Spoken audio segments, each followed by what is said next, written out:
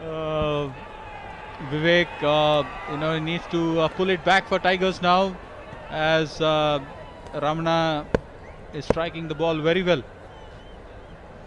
Ramana taking more time to settle down. Did you like it when a batsman did that to you, Sunil, when you were bowling? I hated it. Catch it. In the air, but that should be safe.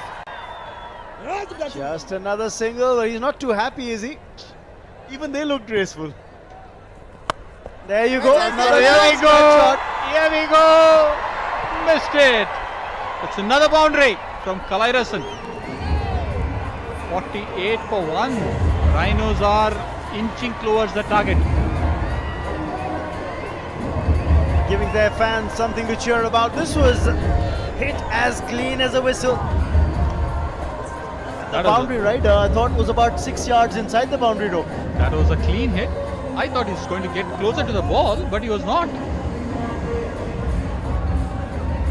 Vivek created a chance, but the fielder couldn't do it.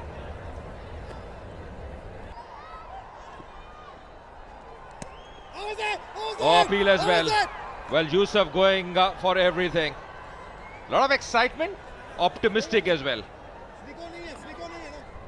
छठा over चल रहा है अजय और लक्ष्य इतना कठिन नहीं लग रहा है। जिस तरीके की बैटिंग देखने को मिली है, मुझे लग रहा है कि मंजिल के करीब है, unless they make some silly mistakes। और रमना अभी तक तो अच्छी बैटिंग कर रहे हैं, स्ट्राइक रेट भी 150 से ऊपर है। और अगर हम रिक्वायर्ड रन रेट की बात करें अजय, तो they are way ahead of the target.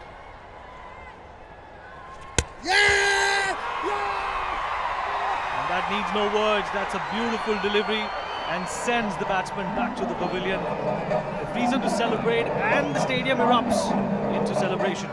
Yeah, he's a very handy cricketer, Sandy. See him in the past as well. The batsman just trying to go across the line as well, trying to work the ball on the onside, missing it. As I say, you miss, I hit.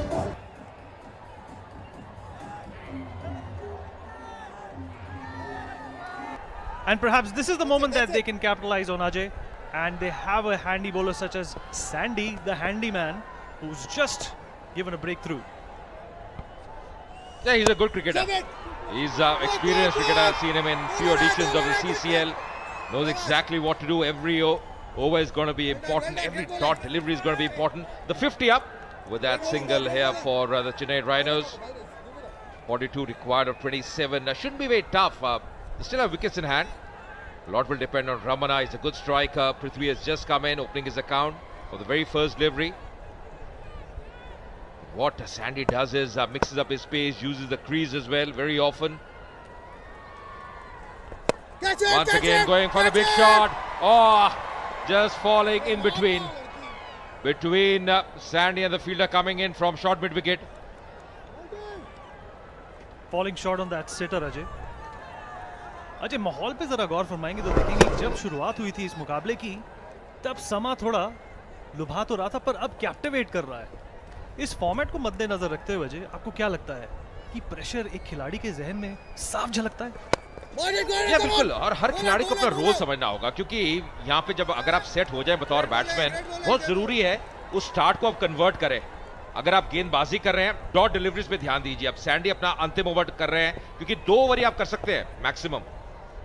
इंद्रशीष मैंटी ने एक over डाला है पर बेहतरीन ये over इस बार on side पे खेला।